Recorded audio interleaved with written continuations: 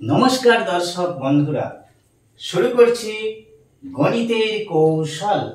আজকের বিষয় কৌশলে ভাগফল নির্ণয়। আজকে দেখাবো কেবলমাত্র 999 দিয়ে ভাগ 999 দিয়ে ভাগ করব। অবশ্যই কৌশলে ভাগফল নির্ণয় করব। কাকে ভাগ করব?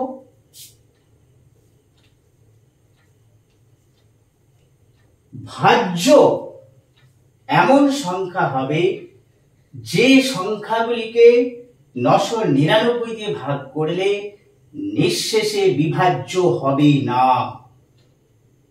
ভাগফলে দশমিক আসবে, সেই রকম সংখ্যাকে 999 দিয়ে ভাগ করব কৌশলে। মাত্র কয়েক সেকেন্ডে চলে আসবে ভাগফল।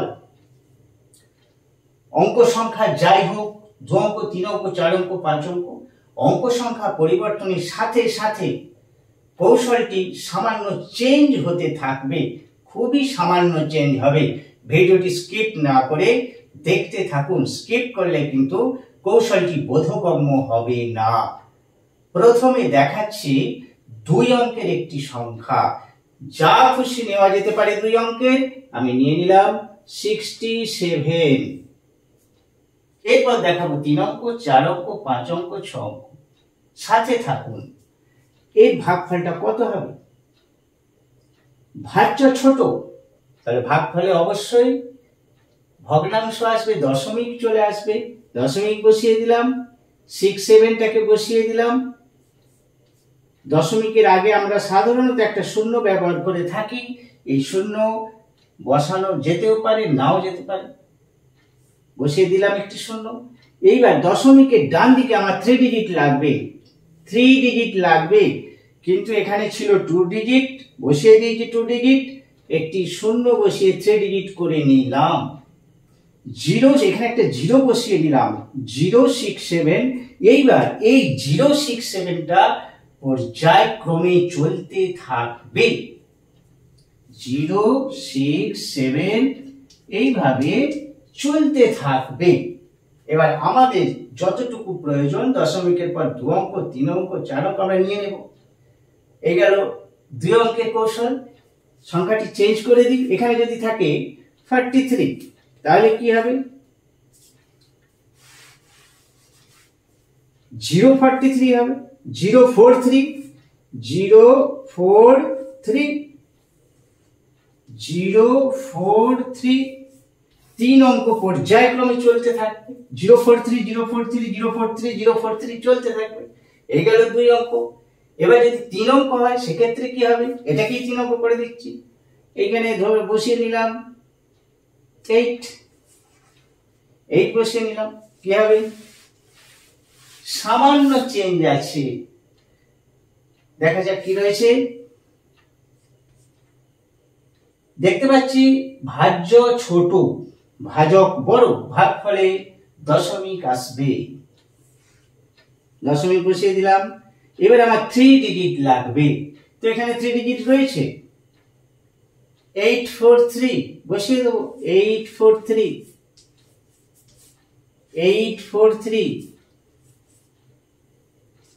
চলতে থাকবে। এই যে 3 ডিজিট পর্যায়ক্রমে চলতে থাকবে। 843, 843, 843, 843, 843, 843 চলতেই থাকবে। এই হলো 3 অঙ্ক। এবার আসছি 4 অঙ্কে।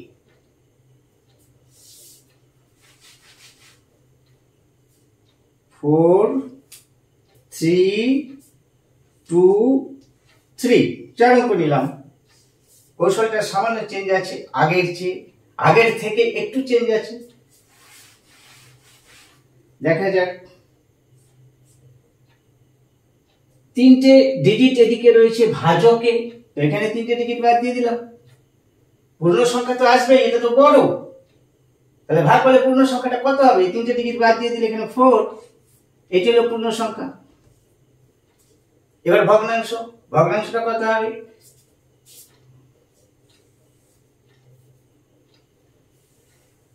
মাঝে রয়েছে 32, এইটা এখানে বসে যাবে 32টা এই জায়গায় বসে যাবে, 32 বসে গেছে। কিন্তু দশমিকের পর আমার 3 ডিজিট লাগবে, দুটো ডিজিট হয়েছে, আর একটি ডিজিট এর প্রথম অঙ্কটা আর এর শেষ অঙ্কটা যোগ হয়ে যাবে, 4 আর 3 7, তাহলে 327। এই 327 কিন্তু পর্যায়ক্রমে চলতে থাকবে, 327 চলতেই থাকবে। এই গেল 4 অঙ্ক। 4 অঙ্কের আরো একটি সংখ্যা নেওয়া যাক, যখন এই দুটি ডিজিটকে যোগ করলে 2 ডিজিট চলে আসবে। এটাতে 4 আর 3 7 সিঙ্গেল ডিজিট হয়েছে, যখন 2 ডিজিট চলে আসবে তখন কি হবে? 2 অঙ্কের সংখ্যা চলে এলে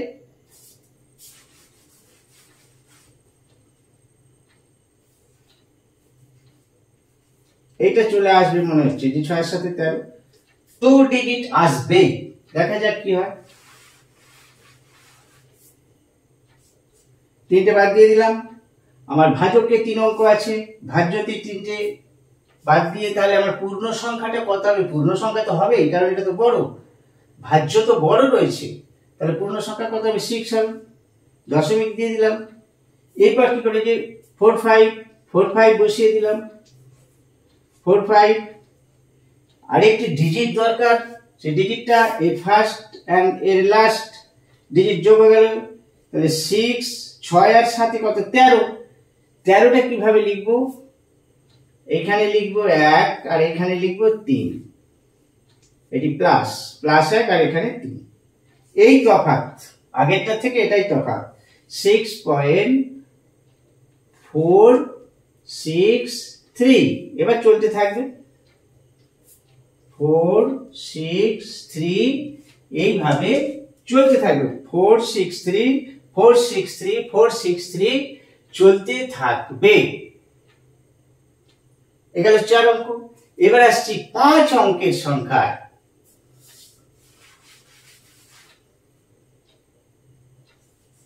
টু ফোর 2 3 1, 2 4 2 3 1। দেখা যাক কি রয়েছে 5 অঙ্কের কৌশল। ভাজ্য বড়, ভাগফলে পূর্ণ সংখ্যা থাকবে, অবশ্যই থাকবে। পূর্ণ সংখ্যাটা কত হবে? 3টে, এখানে 3টে বাদ দিয়ে দিলাম, তাহলে এখানে কত রয়েছে? 24 হচ্ছে পূর্ণ সংখ্যা।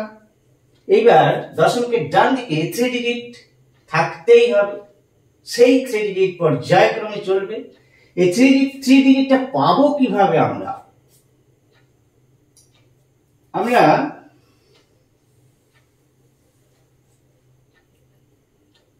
এটিকে এখান দিয়ে ভাগ করে দিলাম,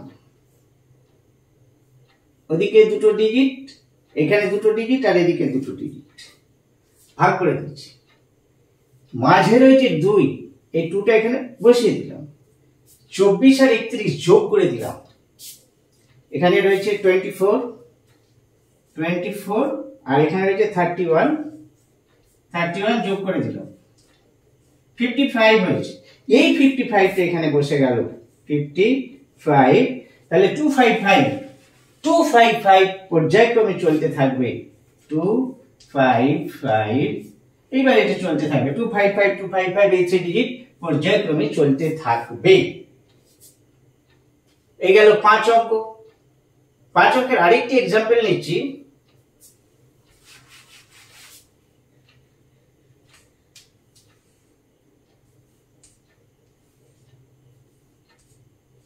এইটা কেন নিলাম? কারণ আছে। 5 অঙ্ক তো একটা দেখালাম, তাহলে আরো একটা নিলাম কেন? অবশ্যই কারণ রয়েছে।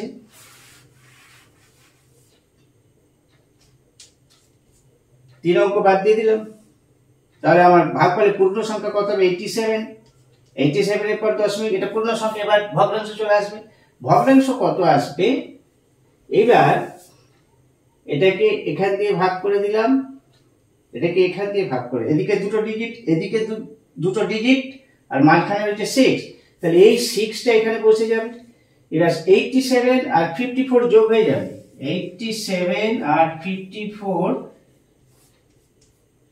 11 1 হাতে 1, 8 13 14, 141।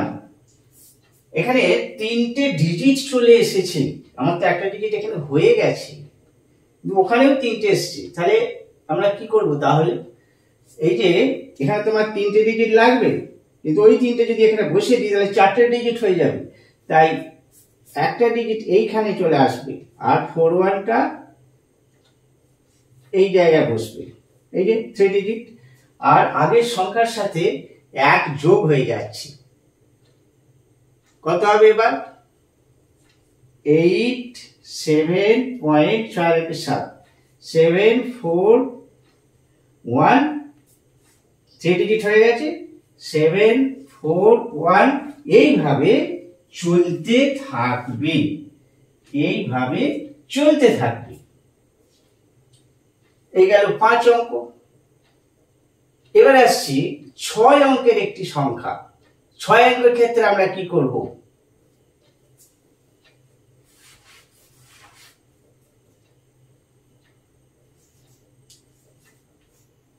থ্রি 2 1 নিলাম, 6 অঙ্কের একটি সংখ্যা নিয়ে নিচ্ছি। দেখা যাক কি ডিফারেন্স থাকছে আগেরটা থেকে। এখানে 3টে আছে, 3টে বাদ দিয়ে দিলাম, তাহলে পূর্ণ সংখ্যা কত হবে? পূর্ণ সংখ্যা হবে 2 3 1, 2 3 1 পূর্ণ সংখ্যা হয়ে গেল। এবার ভগ্নাংশের দিকটা পড়ে আছে, ভগ্নাংশের দিকে কত হবে? এই যে 3টে সংখ্যা, 3 ডিজিট আর এই 3 ডিজিট, ওদিকে 3টে এদিকে 3টে, 6টা সংখ্যার ক্ষেত্রে এটাই কৌশল। এই দুটোকে যোগ করে দেব, 231 আর 321, 2 5 552 552, 3 ডিজিট চলে এসেছে, তাহলে আমরা এখানে বসিয়ে দেব 552। এই যে 3 ডিজিট পর্যায়ক্রমে চলতে থাকবে, 552, এটা চলতে থাকবে। এইভাবে আমরা 7 অঙ্ক, 8 অঙ্ক, 9 অঙ্ক, 10 অঙ্ক চেষ্টা করে দেখতে পারি। নিয়মটা একটু একটু চেঞ্জ হতে থাকবে। একটি ভিডিওতে সব কৌশল দেখানো সম্ভব নয়, যতটুকু দেখালাম চেষ্টা করলে যত বড় সংখ্যায় হোক করতে পারবেন, একটু বুদ্ধি খাটাতে হবে। এই ছিল আজকের বিষয়। আবার দেখা হচ্ছে খুব শীঘ্র পরবর্তী কোনো গণিত বিষয় নিয়ে হাজির হচ্ছি, দেখতে থাকুন। এতক্ষণ ধরে ভিডিওটি দেখার জন্য অসংখ্য ধন্যবাদ জানাই। আমার চ্যানেলে প্রত্যেক দিন গণিতের কৌশল পোস্ট করে থাকি, আর ভিডিওগুলি যদি ভালো লেগে থাকে, কৌশলগুলি যদি ভালো লেগে থাকে, আপনি যদি আমার চ্যানেলে নতুন হয়ে থাকেন তাহলে সাবস্ক্রাইব করতে পারেন। আজ এই পর্যন্ত।